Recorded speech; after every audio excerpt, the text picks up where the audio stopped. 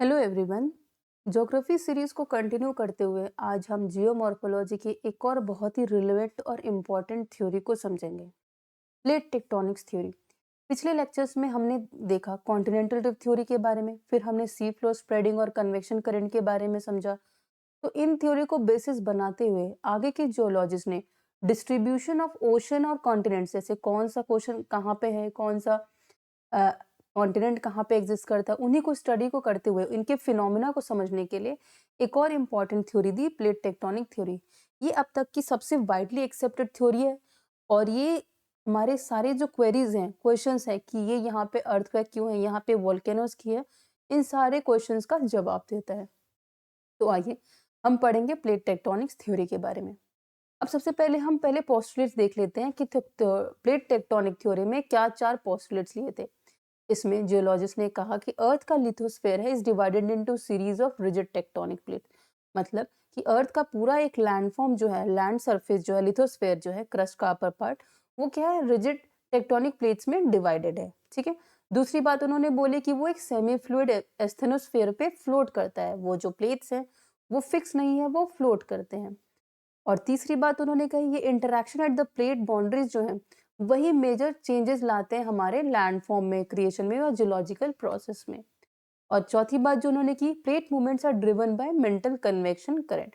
अंदर जो मेंटल में कन्वेक्शन करंट चल रहा है उसकी वजह से ही प्लेट्स जो है वो मूव कर रहे हैं। अब आइए इस डायग्राम में हम एक बार समझते हैं। जो प्लेट टेक्टोनिक्स जो है कन्वेक्शन थ्योरी के बेसिस पे बनाएगी। हमारा इंटरनली क्या है, कोर, मेंटल और क्रस्ट होता है ना। कोर में क्या है, हमारा हीट, जो अर्थ के टाइम से बहुत सारा हीट ट्रैप्ड रहता है अंदर, बहुत सारी जियोलॉजिकल प्रोसेस मतलब डिकेइंग और बर्निंग चलती रहती है। वो हीट क्या है, बाहर की तरफ रेडिएट होती है। रेडियो एक्टिव एलिमेंट्स क्या है, डिके हो रहे हैं। हमें पता है कि कॉम्पोजिशन अलग अलग केमिकल और मटेरियल्स और मिनरल से बना हुआ है। तो जब ये बर्न होता है, हीट होता है, तो हीट की वजह से वो बाहर निकलने की कोशिश करता है। अगर हम पानी को भी गर्म करते हैं तो हवाएं क्या है, उठती ऊपर की तरफ जाती है। तो ये हीट ऊपर की तरफ उठता है और ऊपर निकलने की कोशिश करता है। जो मटेरियल्स हैं, जो कॉम्पोजिशन है, वो मैग्मा क्या है, ऊपर की तरफ आती है, ऊपर लावा के फॉर्म में बाहर निकलती है। जब ये क्रस्ट से बाहर निकलती है तो ऊपर जो हमारा लिथोस्फेयर है, क्रस्ट है, वो टूटता है, ब्रेक होता है ना। जहाँ पे उसको वीक पॉइंट्स मिलता है वहां से वो बाहर निकलती है और प्लेट्स को क्या है, वो पुश करती है लेफ्ट और राइट में। प्लेट टेक्टोनिक्स थ्योरी में यही कहा गया था कि जो लिथोस्फेयर है वो लार्ज प्लेट्स में डिवाइडेड है और वो ये एस्थोनोस्फेयर है, उसके ऊपर भी मूव करता है। और इसको मूव कौन कर रहा है, ये कन्वेक्शन करंट बेल्ट जो चल रहा है। अब यहाँ से वो मैग्मा लावा उठा है ना, इधर इन्होंने प्लेट्स को पुश किया नीचे, उधर की साइड में जब वो लेफ्ट और राइट में डिवाइड हुआ, क्योंकि और ऊपर तो जा नहीं सकता, ऊपर जितना वो निकलना था वो निकल गया वॉल्केनोस के फॉर्म में। फिर जो मटेरियल, इधर प्लेट्स मूव होने लगे, सबसाइड होने लगे। फिर मटेरियल क्या है, थोड़ा थोड़ा ठंडा होने लगा। ब्लू लाइन से क्या है कि थोड़ा थोड़ा ये जो मटेरियल है इधर गर्म होते होते ऊपर रेड हॉट होते हुए ऊपर आया, फिर क्या है, थोड़ा ठंडा हुआ। और जब मटेरियल ठंडे होने लगते हैं तो डेंस होने लगते हैं और नीचे की तरफ वो सबडक्ट होने लगा। तो इसी की वजह से ये जो कन्वेक्शन बेल्ट अंदर चल रहा है, कन्वेक्शन सेल चल रहा है, इसके ऊपर, इसकी वजह से लिथोस्फेयर का जो प्लेट है वो भी मूव करता है। ये इधर राइट और लेफ्ट की तरफ, अपने दोनों तरफ वो मूव करता है। अब जब ये फ्लोर मूव करता है तो नीचे अब जाएगा। अब यहाँ पे क्या है, ये कहीं पे ट्रेंच फॉर्मेशंस होंगे, कहीं पे ओशन रिजेस होंगे। और प्लेट्स जब दोनों आपस में, इधर से भी एक सेल चल रहा है, इधर से भी एक सेल चल रहा है, इधर से भी सेल चल रहा है, तो किसी ना किसी को तो नीचे सबडक्ट होना पड़ेगा। तो यहीं पे क्या, ट्रेंच फॉर्मेशन होंगी।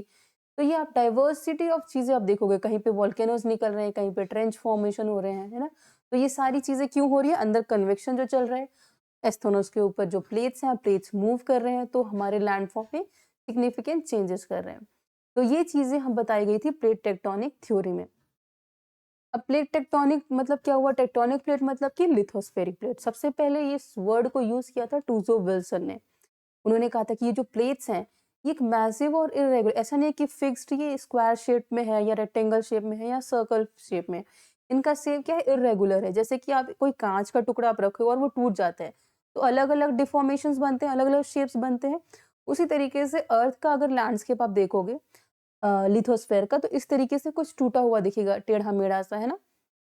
तो इसी चीज को उन्होंने बताया था प्लेट टेक्टोनिक्स में। अब ये रॉक्स हो गई, ये प्लेट, उन्होंने कहा कि ये छोटे छोटे टुकड़े जो हैं ये प्लेट्स हैं। ठीक है, जैसे यहाँ पे ये एक टुकड़ा है, ये एक टुकड़ा है, इसको हम पढ़ेंगे कि कैसे डिवाइड किया गया है। पहले हम देखते हैं कि ये क्या हुआ, इंटरेक्शंस पे ही इनको अलग सिग्निफिकेंट चेंजेस आते हैं। जैसे अगर दो प्लेट्स आपस में मिल रही हैं, दो बड़े बड़े पत्थर आपस में टकरा रहे हैं, तो कुछ ना कुछ चेंजेस लाएंगे, है ना। जैसे कि सिस्मिक एक्टिविटी निकलती है, मानिए इधर से एक प्लेट आ रहा है, इधर से एक प्लेट आ रहा है, तो ये क्या मेजर वाइब्रेशंस और सिस्मिक एक्टिविटी होंगी। तो प्लेट टेक्टोनिक के थ्रू बताया गया कि इन प्लेटों के इंटरेक्शन से, इनकी बाउंड्रीज पे जो इंटरेक्शन होते हैं, उसके वजह से ही जियोलॉजिकल इवेंट्स जो हैं ग्लोबली होते हैं, जैसे अर्थक्वेक, रिंग ऑफ फायर जो हमने सुना है नाम, या फिर वोल्केनिक इरप्शंस होते हैं। ठीक है? अब इसका प्लेट को उन्होंने कॉम्पोजिशन के बेसिस पे डिवाइड किया, दो पे डिवीजन हुए, पहला कॉन्टिनेंटल और दूसरा ओशनिक प्लेट, ओशनिक क्रस्ट। ठीक है, पहला कॉन्टिनेंटल मतलब कि जो लैंड मास जिस पे हम रहते हैं ना, हम लोग, हमारा घर, सब कुछ, बिजनेस, सब कुछ यहीं पे हो रहा है, इंफ्रास्ट्रक्चर सारे लैंड मासेस पे हो रहा है, तो उसको कॉन्टिनेंटल क्रस्ट कहा गया। और ये थिकर है, ओशनिक क्रस्ट है, बट ये लेस डेंस है, डेंसिटी के पर्सपेक्टिव से ये लेस डेंस है, और क्योंकि ये बना हुआ है ग्रेनाइट से, रॉक से। ये चीजें आपको याद रखनी पड़ेंगी, क्योंकि वो मेंस में और प्रीलिम्स में भी क्वेश्चन बनते हैं। दूसरा उन्होंने बोला ओशनिक क्रस्ट। ओशनिक क्रस्ट मतलब जब हम ओशन, लैंड जहाँ पे खत्म होता है उसके बाद ओशन शुरू होते हैं, इंडियन ओशन, पैसिफिक ओशन, तो उसके ओशन फ्लोर को उन्होंने ओशनिक क्रस्ट के नाम से डिवाइड किया गया। तो दो मेजर डिविजन्स हुए, ओशनिक क्रस्ट हुआ, ज्यादा डेंसर बोला गया इनको, क्योंकि ये बने होते हैं बेसाल्टिक रॉक से। तो ये 2-3 पॉइंट्स आप याद रखोगे। जैसे इस डायग्राम में नीचे क्या है, हमारा मेंटल है ना, उसके ऊपर ये क्रस्ट और लिथोस्फीयर है। ये 3D के हिसाब से समझो, ये वाला जो ओशन फ्लोर है उसको उन्होंने ओशनिक क्रस्ट कहा गया थ्योरी में, और ये जो है ये कॉन्टिनेंट बना। ठीक है, अफ्रीका का एग्जांपल दे रखा है, एंडीज माउंटेन, इनके इंटरेक्शन पे क्या हुआ, दो आपस में मिले, तो एक लैंड मास जो थोड़ा सा ऊपर उड़ गया, तो ये क्या बना बाउंड्रीज पे, एंडीज माउंटेन बना। फिर इधर एक ओशन है ना, तो ये ओशनिक क्रस्ट हुआ। अब टाइप्स ऑफ टेक्टोनिक प्लेट्स मतलब कि जो जो पीसेस हैं, टुकड़ों हैं, उनको कैसे बांटा गया। थ्योरी में इनको मेजरली दो पार्टों में डिवाइड किया। एक मेजर प्लेट बोला गया जो काफी बड़े थे, लार्जर थे, जैसे कि हम आज के रिलेट कर सकते हैं आज के कॉन्टिनेंट से। और दूसरे माइनर जो छोटे छोटे टुकड़े थे, जैसे यहाँ पे भी आप देख सको, ये एक बड़ा पोर्शन है, ये एक बड़ा पोर्शन है, ये एक बड़ा पोर्शन है, और कुछ जो है छोटे छोटे हैं प्लेट्स। तो इनको ऐसे 7 मेजर, थ्योरी में 7 मेजर प्लेट्स बताए गए। पहला अंटार्कटिका एंड सराउंडिंग, एक अंटार्कटिका प्लेट ऑफ है, नॉर्थ अमेरिकन प्लेट है, south American plate, Pacific plate, ये काफी बड़ा प्लेट है, फिर इंडियन एंड ऑस्ट्रेलियन न्यूजीलैंड वाला प्लेट, फिर African plate and Eurasian plate. तो ये मेजर प्लेट्स हुए। इन्हीं के आसपास, इन्हीं में थोड़ा सा छोटा छोटा अगर देखोगे बीच बीच में, आप तो देखोगे अरेबियन प्लेट है, बिस्मार्क प्लेट है, कैरिबियन है ना, कोकोस प्लेट, जुआन डुफाका, नाजका प्लेट, फिलिपिन प्लेट, है ना, फिजी प्लेट। तो ये छोटे छोटे प्लेट है। इसमें आप देखोगे जैसे यहाँ पे अरेबियन है, यहाँ पे कैरिबियन है, यहाँ पे कोकोस प्लेट है, यहाँ पे जुआन डी फूका है। ठीक है, ऐसे करके इनके नाम आप लोग को कुछ ना कुछ याद रखने पड़ेंगे। और अगर न्यूज में कोई प्लेट का नाम आता है, कहीं पे अर्थक्वेक या लैंडफॉर्म आता है, चेंजेस होते हैं, कहीं पे सुनामी आता है, तो वो चीजें आपको याद रखनी होंगी। अब प्लेट टेक्टोनिक थ्योरी में ये प्लेट्स, अभी तो यहाँ पे हमने देखा कि स्ट्रक्चरल पार्ट क्या है, कि कैसे बनी हुई है। अब हम इसका काइनामेटिक पार्ट देखेंगे, मतलब कि इनमें कैसे मूवमेंट कैसे होती है। सबसे पहला मूवमेंट हम देखेंगे डाइवर्जिंग प्लेट बाउंड्रीज। डाइवर्ज जैसे वर्ड से बता रहा है कि दो प्लेट्स क्या है, आपस में दूसरे डायरेक्शंस में जा रही हैं। जैसे एक प्लेट इधर की तरफ और दूसरी तरफ लेफ्ट की तरफ। तो जैसे कि एक प्लेट यहाँ से आ रही है, ओशनिक प्लेट्स हैं, दो प्लेट्स है ना, आपस में मिल रही हैं, बट नीचे से क्या है, मैग्मा निकल रहा है, लावा निकल रहा है, तो ये इसको इस तरफ पुश करती हैं, दोनों प्लेट्स को दूसरी तरफ पुश करती हैं। तो ये डाइवर्ज हो रही है, अंदर से और क्रिएट हो रहा है, अंदर से मैग्मा लावा आ रहा है, इन दोनों को पुश कर रहा है, ये दूसरी तरफ जा रही है। अब ये प्लेट जब इधर मूव कर रही है और एक प्लेट इधर मूव कर रही है, इधर जब मूव करेगी तो ये ओशनिक वाली प्लेट है, इधर वाले प्लेट से मिलेगी, कॉन्टिनेंटल वाले प्लेट से। तो यहाँ जब डाइवर्ज हुई तो यहाँ पे बनी, पहली बाउंड्री बनी डाइवर्जेंट प्लेन बाउंड्री। ठीक है, दूसरी जो प्लेट बाउंड्री बनी, अब यहाँ पे आप देखोगे ये इधर से पुश हो रहा है ना, और ये इधर से पुश हो रहा है, तो यहाँ पे क्या हुआ, कन्वर्जेंट, मतलब दो प्लेट्स आपस में आके मिल रही हैं। रीजन इधर अलग चीज है, रीजन यहाँ पे अलग रीजन होगा, है ना। और यहाँ पे क्या है, आप देखोगे मिड ओशनिक रीजन बनेंगे, जब डाइवर्ज होता है तो मिड ओशनिक रीजन आपको दिखेंगे। पर जब आपस में कन्वर्ज हो रही हैं प्लेटेड, ये कन्वर्जेंट बाउंड्री दूसरी वाली, एक प्लेट और दूसरी प्लेट, तो यहाँ पे ट्रेंचेस फॉर्म होते हैं। ये हो गया कॉन्टिनेंटल क्रस्ट। अब इसके बीच में तीसरी क्या है, ट्रांसफॉर्म बाउंड्रीज। ट्रांसफॉर्म मतलब कि ये एक दूसरे को पुश नहीं कर रही है, बस आपस में रगड़ खा रही है, एक इधर की तरफ जा रही है, एक ऊपर की तरफ, एक इधर साइडवेज। ठीक है, तो ऐसे ये ट्रांसफॉर्म, यहाँ पे फॉल्ट बन जाते हैं। तो ये 3 तरह की प्लेट बाउंड्रीज जो है फॉर्म होती हैं, डाइवर्जेंट बाउंड्रीज, कन्वर्जेंट बाउंड्रीज और ट्रांसफॉर्म बाउंड्रीज।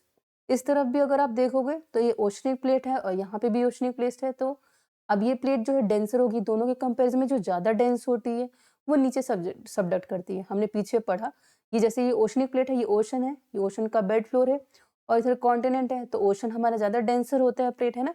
तो वो नीचे की तरफ सबडक्ट करेगा, कॉन्टिनेंट वहीं पे स्थिर रहता है। अब वो नीचे जाके मेल्ट करेगा, मेल्ट होगा तो फिर गर्माहट, हीट टेम्परेचर की वजह से लावा के फॉर्म में वो बाहर आएगा। तो तरह-तरह के वोल्केनो फॉर्मेशंस भी होंगे, है ना? The stratovolcanoes, shield volcanoes, ridges. तो ये डिफरेंट लैंडफॉर्म क्रिएशंस हो रहे हैं। हमारे जो अर्थ है, उसके लैंडफॉर्म में जो चेंजेस क्यों आ रहे हैं? ये लिथोस्फेरिक मूवमेंट जो हो रही है, ये प्लेट जो मूव कर रहे हैं, इनकी वजह से काफ़ी अलग-अलग तरह के फॉर्मेशंस हो रही हैं हमारे लैंड पे। एक बार इन तीनों टाइप्स के प्लेट बाउंड्रीज को एक बार कंपैरेटिव एनालिसिस से देख लेते हैं। सबसे पहले डाइवर्जेंट बाउंड्री। अब इसका मोशन क्या होता है? स्प्रेडिंग, मतलब ये दूसरी तरफ जा रहा है, स्प्रेड हो रहा है। इसी के बेसिस पे हमारा सी फ्लो स्प्रेडिंग था, उसी के बेसिस पे ये निकल के आया कि अंदर का जो मटेरियल है, मैग्मा जो है वो सॉलिडिफाई होगा, न्यू क्रिस्ट फॉर्मेशन हो रहा है। इसको एक और चीज कहा जाता है कंस्ट्रक्टिव बाउंड्री, है ना? क्योंकि ओशनिक लिथोस्फीयर यहाँ पे क्रिएट हो रही है, अंदर से जो मैग्मा मटेरियल जो भी आ रहा है वो नया क्रस्ट क्रिएट कर रहा है, नया ओशनिक क्रस्ट क्रिएट हो रहा है और पुराने वाले को इधर की तरफ पुश कर रहा है अपोजिट डायरेक्शन में। अब इसमें टोपोग्राफी क्या बनेगी, मतलब क्या लैंडफॉर्म बनेगा? एक तो रिज पहाड़ बन सकते हैं या फिर रिफ्ट या फिर छोटी सी दरार पड़ सकती है ना? और वोल्केनिक एक्टिविटी, हाँ, वोल्केनोस तो वहां पे निकलेंगे ही होंगे क्योंकि अंदर से काफी मैग्मा लावा बाहर इरप्ट हो रहा है। तो yes, it is tectonically active also. Next is convergent boundary. अब ये क्या है? मोशन इसमें क्या होता है? सबडक्शन वाला। देखो, दो प्लेट जब आपस में मिलेंगे, किसी ना किसी को तो झुकना पड़ेगा, है ना? जो ज्यादा डेंस होगा वो झुकेगा, है ना? तो ये ट्रेंच बनेगा। ट्रेंच मतलब कि गहरी समुद्र में खाई। हमने एग्जाम्पल क्या देखा? Mariana trench. अच्छा, यहाँ पे डाइवर्जेंट बाउंड्री का एग्जाम्पल क्या है? मिड ओशनिक रिजेस जो अटलांटिक में पाए जाते हैं या इंडियन ओशन रिजेस है, तो सबसे अच्छे एग्जाम्पल वो है। अब ट्रेंचेस, मैरियाना ट्रेंच हो गया, इधर से एक प्लेट आ रहा है, इधर से एक प्लेट आ रहा है ना, और इसमें वॉल्केनिक एक्टिविटी भी देखी जाती है, वॉल्केनो आर्क्स। जैसे हवाईयन आइलैंड है ना, तो वो एक एग्जाम्पल रहता है। इफेक्ट क्या होगा? इनको कन्वर्जन को डिस्ट्रक्टिव बाउंड्रीज भी कहते हैं क्योंकि ओशन का लिथोस्फेयर जो है वो अंदर डिस्ट्रक्ट हो रहा है, वो खत्म हो रहा है, कंज्यूम हो रहा है। यहाँ पे क्या होता है? नया क्रिएट हो रहा है ओशन फ्लोर, बट यहाँ पे क्या है? कंज्यूम, नीचे जाके वो मेल्ट हो जाएगा, मेंटल में मिलेगा, फिर वो कन्वेक्शन सेल का पार्ट बन जाएगा। ये इसको इसीलिए इसको डिस्ट्रक्टिव कहते हैं क्योंकि यहाँ पे ओशन फ्लोर जो है डिस्ट्रक्ट हो रहा है। और तीसरा जो हम देखेंगे वो है ट्रांसफॉर्म। इसमें लेटरल स्लाइडिंग है, मतलब the plates run past each other. यहाँ पे ना कोई फॉर्म हो रहा है ना डिस्ट्रक्ट हो रहा है ना, यहाँ पे नीदर क्रिएशन नॉर डिस्ट्रक्शन है, बस ये आपस में घर्षण, फ्रिक्शन क्रिएट करती है, अर्थक्वेक जनरेट करती हैं। तो यहाँ पे टोपोग्राफी में ज्यादा चेंजेस नहीं होते। अगर बहुत सीवियर अर्थक्वेक आता है तो लैंडफॉर्म में चेंजेस होंगे और यहाँ पे कोई मेजर वोल्केनिक एक्टिविटी भी नहीं देखी जाती। तो ये तीनों बाउंड्रीज होंगी जो सबसे ज्यादा टेक्टोनिकली के प्लेट टेक्टोनिक प्लेट्स के अंदर तीन तरह की प्लेट बाउंड्रीज होंगी, डाइवर्जेंट, कन्वर्जेंट और ट्रांसफॉर्म बाउंड्रीज। तो ये तीनों चीज समझ में आ गई। अब हम देखेंगे सिग्निफिकेंस ऑफ प्लेट टेक्टोनिक। अब हमने ये पढ़ा, तो ये हम जब थ्योरी बाहर आई, सामने आई, तो लोगों ने इसकी इंपॉर्टेंस कैसे समझी कि अच्छा ये प्लेट्स मूव कर रहे हैं, इसका क्या रिलेवेंस है, आज के कंटेक्स्ट में क्या रिलेवेंस है।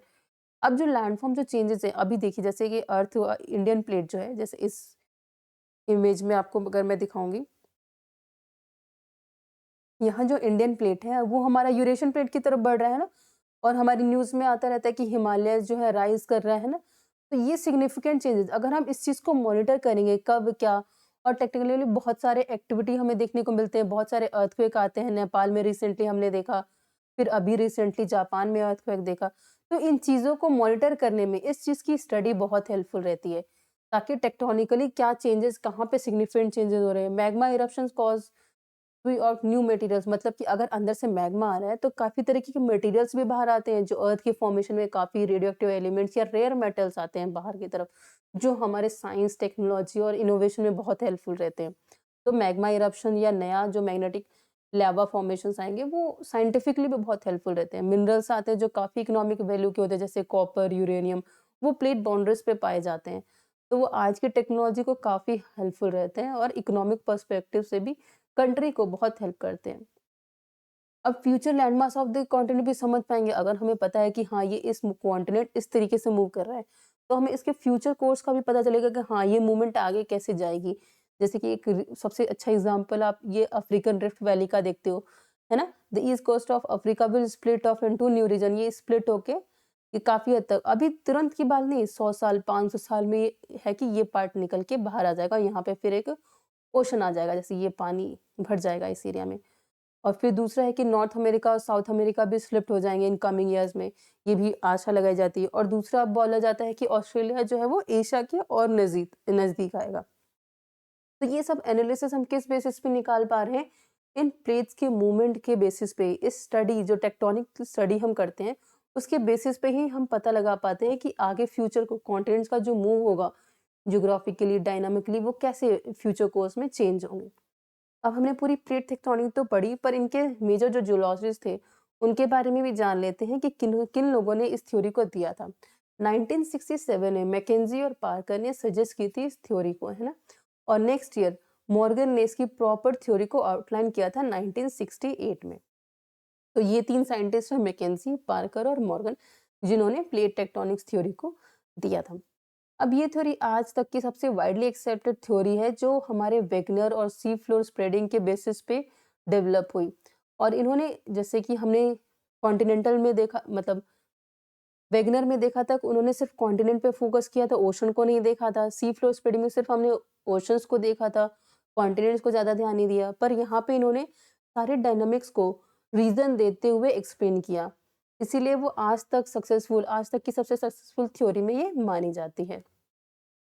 और ये क्या करता है, हमें हेल्प कर रहा है मिलियन ऑफ ईयर्स में जो अर्थ के फॉर्मेशंस में चेंजेस आए हैं, और साथ ही साथ आगे जो चेंजेस होंगे उनको स्टडी करने में भी ये प्लेट टेक्टोनिक थ्योरी काफ़ी हेल्पफुल रहेगी। तो होपफुली आप लोगों को पूरा प्लेट टेक्टोनिक की थ्योरी समझ में आ गई होगी, उससे रिलेटेड कॉन्सेप्ट समझ में आ गए होंगे। Thank you and have a good day.